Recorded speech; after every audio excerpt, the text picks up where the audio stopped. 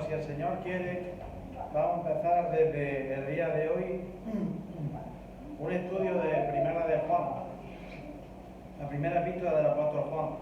Hoy vamos a hacer una introducción y un contexto para meternos en situación para las siguientes veces. No sé si la habéis leído alguna vez, pero Primera de Juan es, como toda la palabra del Señor, una joya que nos exhorta y examina nuestra fe y también nos advierte de los falsos maestros, etcétera. Ahora todo esto lo veremos. Así que antes de nada vamos a orar. Señor y Padre, te damos las gracias, Señor, por tu palabra, Señor, que tú nos das, Señor, que tú nos permitas, Señor, leer, entender y aplicar a nuestra vida. Te pedimos que tú abras nuestros corazones para recibirlas, Señor, que tú nos exhortes por medio de ellas, Señor, y que tú, Señor, me uses, Señor, ahora para tu gloria, Señor, que tú pongas las palabras en mi boca, Señor, y en mi corazón, Señor, y que tú dirijas, Señor, esta predicación de tu palabra para tu total y absoluta gloria, Señor, como instrumento tuyo, Jesús. En el nombre de Cristo Jesús. Amén. Amén. La Iglesia del Señor Jesucristo está en una situación actual triste. Las personas se reúnen domingo tras domingo para hacer una serie de actividades organizadas conforme a las tradiciones humanas en la Iglesia. Lejos del ejemplo de los cristianos de la Iglesia primitiva, en la Iglesia de hoy se hace todo de manera mecánica conforme a las costumbres de las personas que están dentro de la Iglesia. El resultado de esto es una Iglesia sin fruto, sin pasión por el Señor Jesucristo, sin amor y muerta espiritualmente. La raíz de todo esto es la ausencia de un examen personal e individual de cada persona en la fe. Las personas de la Iglesia, lejos de examinar su fe, dan por sentado que la declaración que hicieron un día les concede la salvación. Esto es un error. Nadie es salvo por una simple declaración, una simple palabra o un simple bautismo. Es a raíz de aquí que se desemboca el desastre espiritual de la falsa seguridad de la salvación. Las personas tienen el pensamiento de que ya han comprado su billete al cielo y que pueden vivir su vida como quieran y que para calmar su conciencia humana asisten a la iglesia e incluso participan en las actividades. ¿No es esta la situación más triste y terrible en la que puede estar una persona? Tener la seguridad humana de que eres salvo por una supuesta declaración de fe años atrás y vivir tu vida exactamente igual al mundo. La evidencia de la salvación no es los actos puntuales pasados de nuestra vida, sino el fruto espiritual del presente. ¿Qué se nos manda en la palabra de Dios? Que examinemos nuestra fe. Segunda de Corintios, capítulo 13, versículo 5, dice así: examinaos a vosotros mismos si estáis en la fe, probaos a vosotros mismos. ¿O no conocéis a vosotros mismos que Jesucristo está en vosotros, a menos que estéis reprobados? Sin el examen de la fe, sin fruto espiritual presente, no hay evidencia de salvación, sino solamente una falsa seguridad de salvación. Con este estudio, hermanos, con esta epístola del apóstol Juan, debemos de quitar todas esas barreras espirituales, todos esos muros espirituales que nos impiden examinar verdaderamente nuestra fe y plantearnos si verdaderamente a día de hoy somos hijos de Dios. Hoy vamos a ver una introducción a 1 de Juan para ponernos en situación. Y esta es la idea de 1 de Juan que quiero que se quede claro. Juan nos detalla la evidencia del cristiano. La evidencia del cristiano. Para dar un poco de contexto. El apóstol Juan escribe esta primera carta a una edad ya avanzada, probablemente era entre los años 90 y 95 después de Cristo. Y identificamos al apóstol Juan por su coincidencia en los temas teológicos de su evangelio, así como la descripción que encontramos en el Juan 1.1. Fijaros lo que dice 1 de Juan, capítulo 1, versículo 1. Lo que era desde el principio, lo que hemos oído, lo que hemos visto con nuestros ojos, lo que hemos contemplado y palpado en nuestras manos, tocarte al verbo de vida. Juan escribe esta carta probablemente desde Éfeso y sus alrededores en la última parte del siglo I a un gran grupo de personas gentiles de la iglesia de Asia Menor. Ahora, para conocer el propósito de esta carta, debemos de conocer primero el contexto en el que se encontraban estos creyentes. ¿Qué es lo que sucedía aquí? Juan estaba supervisando muchas iglesias desde Éfeso en las regiones próximas. Como Pablo ya había anunciado en Hechos capítulo 20 a los ancianos de Éfeso, comenzaron a surgir los falsos maestros entre las congregaciones. Estos falsos maestros estaban influenciados por las corrientes filosóficas y religiosas del mundo y de ese momento. Estos falsos maestros estaban contagiando con herejía y falsa doctrina a las congregaciones con la falsa y conocida doctrina del agnosticismo. ¿Qué era el agnosticismo?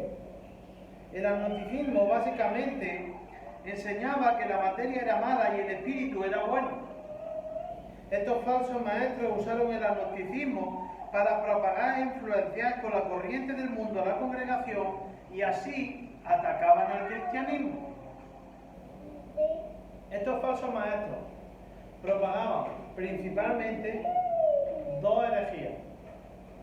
La primera, ellos negaban la deidad de Cristo. Negaban la deidad de Cristo y lo hacían de dos maneras. Primeramente decían, negaban la deidad de Cristo al propagar que el cuerpo de Cristo no era real ni físico, sino que simplemente parecía serlo. Esta era la primera herejía que ellos decían. Esta conclusión negaba la humanidad de Cristo. Al ellos pensar que la materia, es decir, la carne, lo que se puede tocar es malo, resolvían en que Cristo no podía tener un cuerpo físico. Ellos decían que podían verlo, pero que no era real.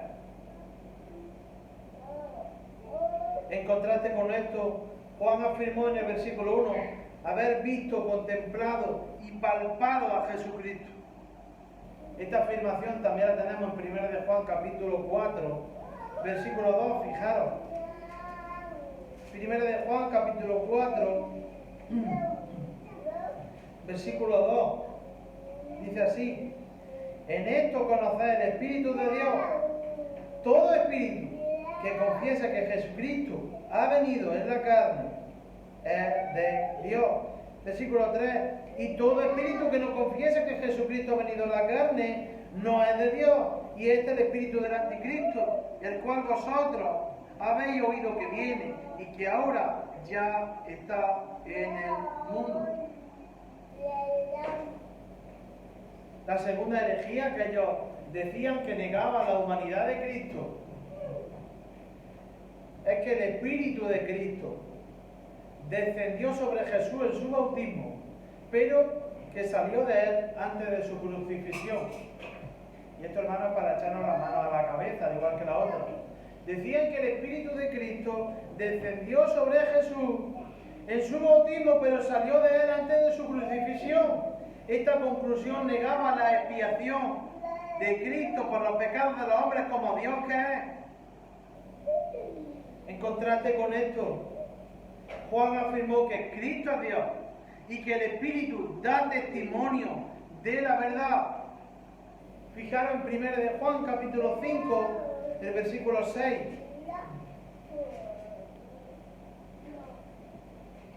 1 de Juan 5, 6 dice: ¿quién es el que vence al mundo sino el que cree que Jesús es el Hijo de Dios?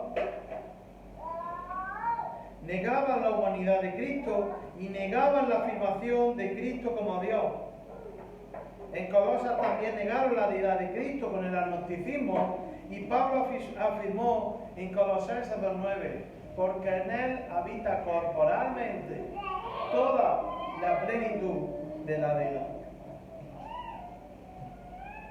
La primera herejía es que ellos negaban la deidad de Cristo.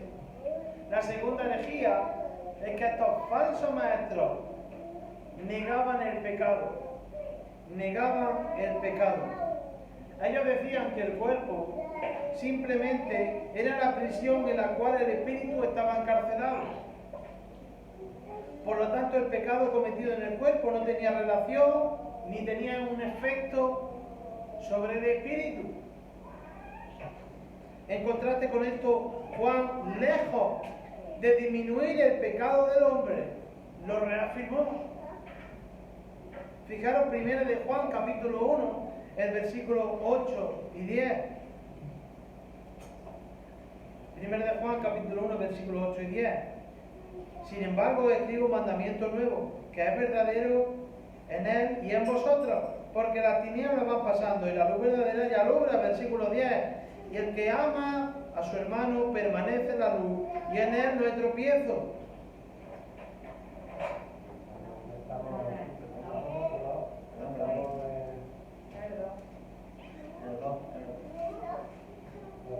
Primero de Juan, capítulo 2, gracias. Versículo 8 y 10. Dice así: el que practica el pecado es del diablo, porque el diablo peca desde el principio. Para esto apareció el Hijo de Dios, para deshacer las obras del diablo. Versículo 10. En esto se manifiestan los hijos de Dios y los hijos del diablo. Todo aquel que no hace justicia y que no ama a su hermano no es de Dios. Estos falsos maestros se veían como la élite espiritual. Ellos creían que tenían el verdadero conocimiento espiritual y el único hacia la salvación. El deseo de sus corazones era la vanagloria propia.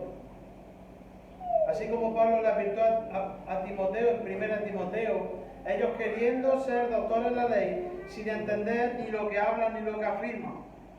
¿Qué es lo que se consigue con la herejía, hermano? Un evangelio diferente, ¿verdad? Un evangelio que no salva, un evangelio que no santifica, un evangelio que no es el evangelio de Cristo. Y por lo tanto, este evangelio es anatema, es maldito el que lo predica, es condenado para destrucción. En este contexto de herejía se encontraba esta audiencia, las iglesias que estaban cercanas a Juan. Ahora, hermano, en 1 de Juan, como toda carta tiene un propósito, y este es el propósito: conocer las evidencias del cristiano. Conocer la evidencia del cristiano. Y os digo por qué. Es mediante el conocimiento de la evidencia del cristiano, como iban a examinar tanto a los falsos maestros como a ellos mismos. Tanto esta audiencia como nosotros tenemos que conocer quién es un cristiano y quién parece serlo, para dos propósitos. El primer propósito es confrontar a los falsos maestros. Es mediante el conocimiento de la verdad con lo que se confronta el error, ¿verdad? Si tú conoces la verdad de la palabra de Dios, sabrás que es una herejía y sabrás que es una falsa doctrina. Juan escribe a esta audiencia que estaba siendo atacada a confrontar a los falsos maestros mediante el conocimiento de la palabra de Dios. Debían de ser exhortados para ser advertidos y no ser arrastrados por estas falsas doctrinas que pudrían a los miembros de la congregación. Es por eso que la urgencia de Juan en esta primera carta le hace empezar declarando la deidad de Cristo. Más tarde, dando evidencias de salvación, como veremos, de santidad, de obediencia, de amor y de crecimiento espiritual. Juan describe con esta evidencia quién es cristiano y quién parece que es cristiano, pero no lo es. En muchos versículos, Juan advierte a esta audiencia de estos falsos maestros. Fijaros, 1 de Juan, capítulo 2, versículo 18. 1 de Juan 2:18 dice: hijitos míos, no amemos de palabra ni de lengua, sino de hecho y en verdad. Perdón. Ya. 1 de Juan 2:18, que me he saltado el capítulo. 1 de Juan, capítulo 2, versículo 18. Hijitos, ya el último tiempo, y según vosotros oísteis que el anticristo viene. Así ahora han surgido muchos anticristos. Por esto conocemos que es el último tiempo. Capítulo 2, versículo 25. Y esta es la promesa que Él nos hizo: la vida eterna. Capítulo 3, versículo 7. Hijitos, nadie os engañe. El que hace justicia es justo, como Él es justo. Debéis de conocer quién es cristiano. Debéis de conocer la verdad para evitar y exhortar a los falsos maestros y a su herejía. Y el aviso que se nos da constantemente en 1 de Juan y en toda esta epístola es: tened cuidado con las falsas doctrinas. El segundo propósito de 1 de Juan es para que el cristiano tenga consuelo y seguridad en su salvación. Para que el cristiano tenga consuelo y seguridad en su salvación. Primeramente, para que el cristiano tenga consuelo. 1 de Juan, capítulo 1, el versículo 4, aquí encontramos el consuelo. Dice así: estas cosas os escribimos para que vuestro gozo sea cumplido. Y a los 3 versículos anteriores, Juan presenta a Cristo a esta audiencia. Y es mediante el conocimiento de Cristo en el que el gozo es cumplido en nosotros. El gozo verdadero solamente viene del conocimiento de Cristo para salvadores en Cristo y para santificación en los que ya son salvos. En un contexto en que la persona de Cristo estaba siendo atacada con herejía, Juan presenta a Cristo en su deidad y comunión con los creyentes. Es por esto que el conocimiento de Cristo produce gozo. ¿Conoces a Cristo para salvación? Puede estar gozoso entonces. Debían de conocer la evidencia de un cristiano para estar reposados y gozosos en Cristo. Pero no solo el cristiano tiene consuelo en su salvación, sino que tiene seguridad. Tiene seguridad. 1 de Juan, capítulo 5, el versículo 13. 1 de Juan 5:13 dice así: estas cosas os he escrito a vosotros que creéis en el nombre del Hijo de Dios, fijaros, para que sepáis que tenéis vida eterna y para que creáis en el nombre del Hijo de Dios. Y este versículo resume el propósito de toda la carta, todo el contenido. La frase que vemos ahí, estas cosas, nos lleva a abarcar toda la carta. En el capítulo 1, versículo 4, Juan anunció su propósito al escribir la epístola, y este versículo del final, versículo 13, hace un resumen de todo lo dicho en la carta acerca de la evidencia de salvación. Si juntamos los dos versículos, obtenemos el propósito de la carta. En 1 de Juan 1:4 obtenemos el consuelo a los creyentes y la seguridad. En 1 de Juan 5:13 obtenemos la seguridad de los creyentes al haber evidenciado con su vida la salvación.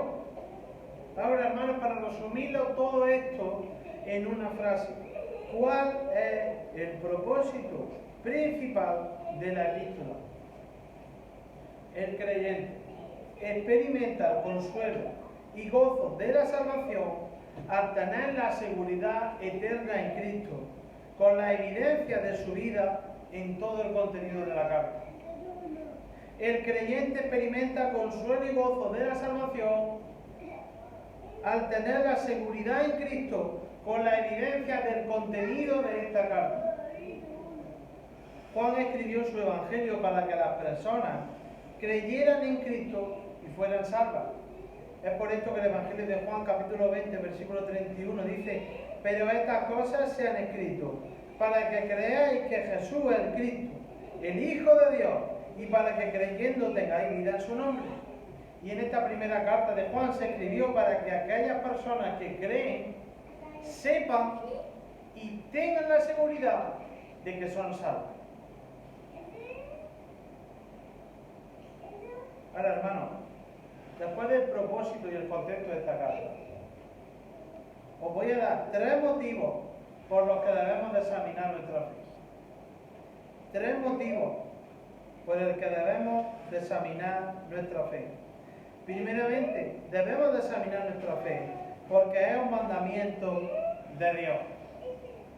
Segunda de Corintios, capítulo 13.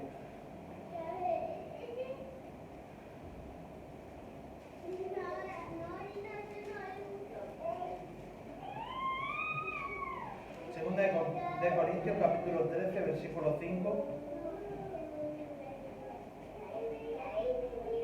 Dice así: examinaos a vosotros mismos si estáis en la fe. Probaos a vosotros mismos.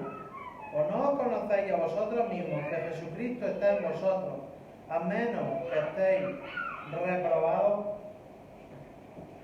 El apóstol Pablo escribe esta segunda carta a los Corintios y al final de esta segunda carta Pablo exhorta a los Corintios a examinar su fe. Ahora, ¿por qué? En el contexto de esta carta vemos como el apostolado de Pablo estaba siendo cuestionado y atacado con falsas acusaciones sobre el pecado en su vida y en su ministerio. Es por esto que el apóstol Pablo en el capítulo 1, versículo 12, apela ante sus acusadores a su propia conciencia, sabiendo que su conciencia le daba testimonio de lo que decía era verdad y que había sido elegido por el mismo Señor Jesucristo como su instrumento en Hechos capítulo 9.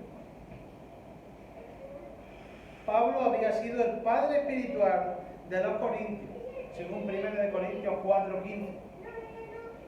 En contraste con esto, algunos corintios afirmaban que su fe verdadera en Cristo, pero negaban el apostolado de Pablo.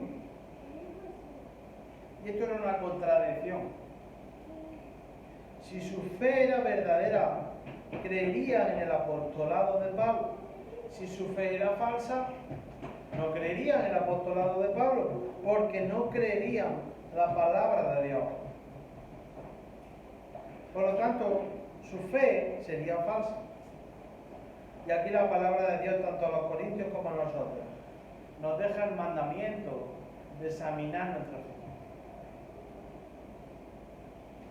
Esas palabras que vemos ahí, examinados y probados, son verbos imperativos y nos mandan, tenemos ahí un mandamiento. No son sugerencias, son mandamientos. Debemos de cumplirlo en nuestra vida de obediencia a Dios. La palabra reprobado que vemos al final del versículo 5 significa no aprobado y se refiere a la ausencia de fe genuina que lleva a la salvación. ¿Qué es lo que traemos de estos versículos? Esta es la idea para aplicar a nosotros, hermanos. Al igual que los corintios no podían procesar una fe innegada con su vida, todo aquel que se hace llamar cristiano no puede procesar una fe con sus palabras y que su hecho de su vida lo niegue.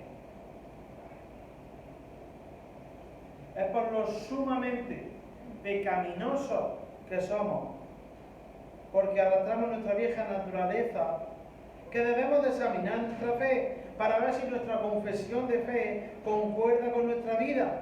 Pero para esto es necesario un examen de fe. Los pecados tienen que ser confesados y abandonados progresivamente.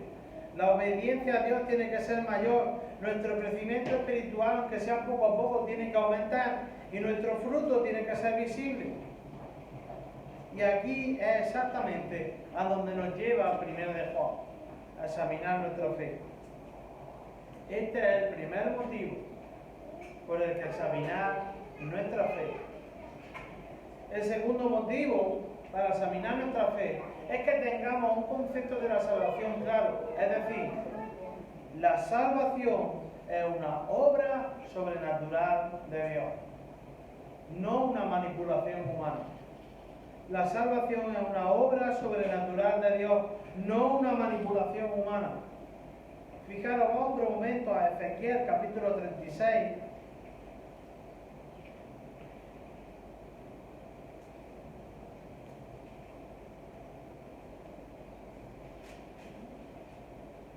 Ezequiel capítulo 26, los versículos 25 al 27. Dice así: esparciré sobre vosotros agua limpia, y seréis limpiados de todas vuestras inmundicias, y de todos vuestros ídolos os limpiaré. Os daré corazón nuevo, y pondré espíritu nuevo dentro de vosotros, y quitaré de vuestra carne el corazón de piedra, y os daré un corazón de carne, y pondré dentro de vosotros mi espíritu, y haré que andéis en mis estatutos, y guardéis mis preceptos, y los pongáis por obra. Aquí está hablando Dios por medio del profeta Ezequiel, según los versículos 17 y 22. Y esta sección impresionante de la palabra de Dios nos muestra la restauración de Israel al Señor y su salvación. Pero estos versículos también nos explican ampliamente cómo es la regeneración, no solo de Israel, sino de cada persona que ha sido salvada por Dios.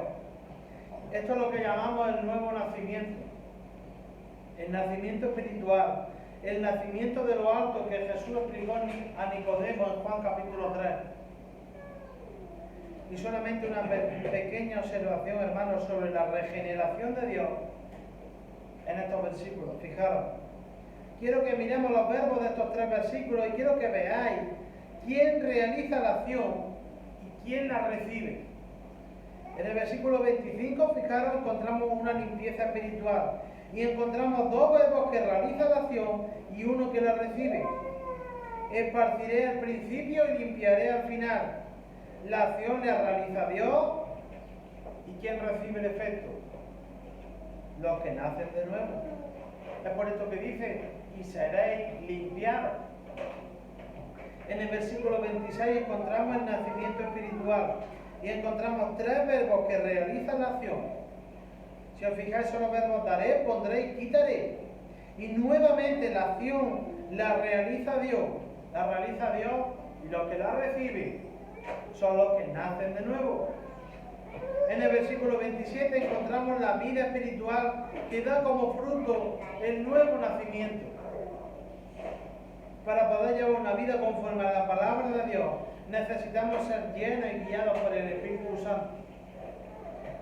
Los verbos pondré y haré reflejan la acción de Dios para la guía espiritual y el fruto de obediencia que nos dice el resto del versículo. Obedecemos por la capacidad del Espíritu Santo que Dios nos ha dado cuando nos ha hecho nacer de nuevo. ¿A dónde nos lleva todo esto, hermano? Todos los verbos activos de la salvación son la obra sobrenatural de Dios. Dios no necesita la contribución o la ayuda humana para darnos vida eterna. Si os fijáis, los verbos no dicen esparciremos, limpiaremos, daremos, pondremos, haremos. No, dice esparciré, limpiaré, daré, pondré y haré. Dios no comparte su gloria con nadie. Dios es absolutamente soberano en la salvación. Y además una pregunta: ¿qué tiene que ver todo esto con examinar nuestra fe? La salvación no es una manipulación humana, sino una obra sobrenatural de Dios. Hay muchas personas que creen que diciendo unas palabras correctas en un sitio concreto, levantando las emociones de la gente, pueden manipular la salvación. Hay infinidad de personas que asisten a la iglesia, que se hacen llamar cristianos solamente por repetir unas palabras y viven su vida con una conciencia cauterizada por el pecado de espaldas a Dios y perseverando en el pecado en su vida sin evidencia de salvación.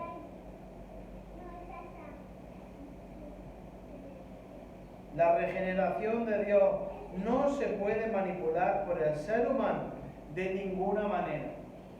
Es una obra sobrenatural del Dios Todopoderoso. En 1 de Juan encontramos las evidencias de la verdadera regeneración de Dios. Es por esto que estos son los que 1 de Juan llama hijos de Dios, nacidos de Él, que permanecen en Él. Debemos de examinar nuestra fe, porque si no damos evidencias de salvación como cristianos regenerados por Dios, es que hemos manipulado nuestra propia salvación. Y en tercer lugar, hermano, el tercer motivo por el que debemos de examinar nuestra fe es que la evidencia de la salvación es la santificación. Es la santificación. Fijaros lo que dice 1 de Juan capítulo 3.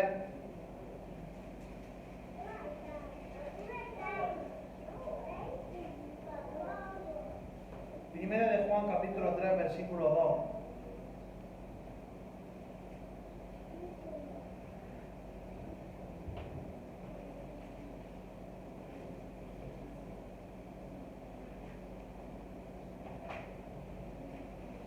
Dice así: amados, ahora somos hijos de Dios, y aún no se ha manifestado lo que hemos de ser, pero sabemos que cuando Él se manifieste, seremos semejantes a Él, porque le veremos tal como Él es.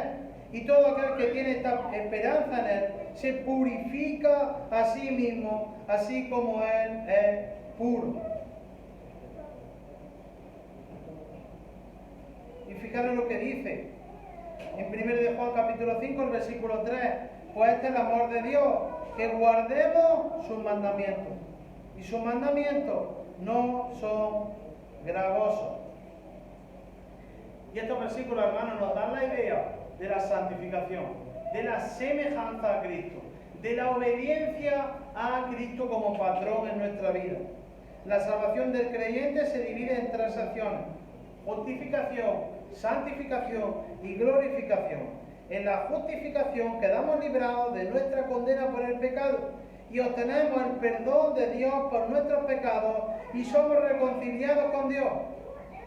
La glorificación es el tiempo eterno cuando morimos y pasamos a la presencia eterna de nuestro Señor. Pero para mucha gente dentro de la iglesia, esto acaba aquí. Y la salvación queda reducida a una simple confesión de pecado una vez y el resto de una vida llena de pecado. Pero como encontramos en la palabra de Dios, la salvación produce fruto en santificación. Santiago 2:17 dice: así también, la fe, si no tiene obra, es muerta en sí misma. O como la idea que hemos dicho al principio, la evidencia de la salvación es la santificación.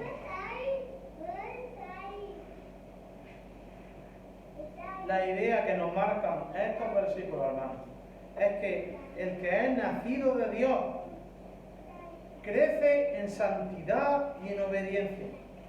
Nadie es salvo hasta que se demuestre con su vida de santificación. En 1 de Juan 3, versículos 2 y 3, tenemos como el que es nacido de Dios espera gozoso el regreso de Cristo y mientras tanto crece en santidad a la imagen de Cristo. Un creyente es un imitador de Cristo y para eso tiene que desechar su pecado diariamente y crece en santidad conforme a la palabra de Dios.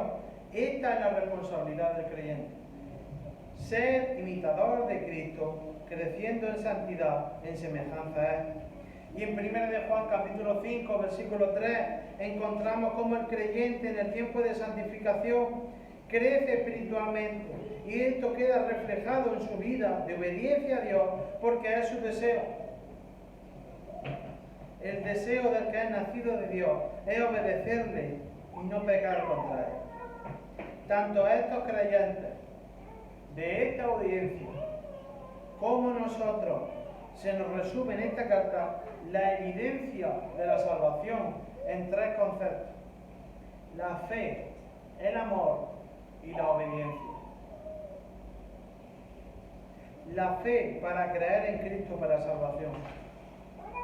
El amor para seguirle, desechar nuestros pecados y que este amor por Cristo sea el motor de nuestra vida de obediencia, que es la que va a evidenciar finalmente nuestra salvación. Alguien que ha nacido de Dios es una persona que cree en Cristo, que ama a Cristo, es transformado por Cristo y obedece a Cristo como la guía y el patrón de su vida en su tiempo de santificación hasta que esté en la gloria.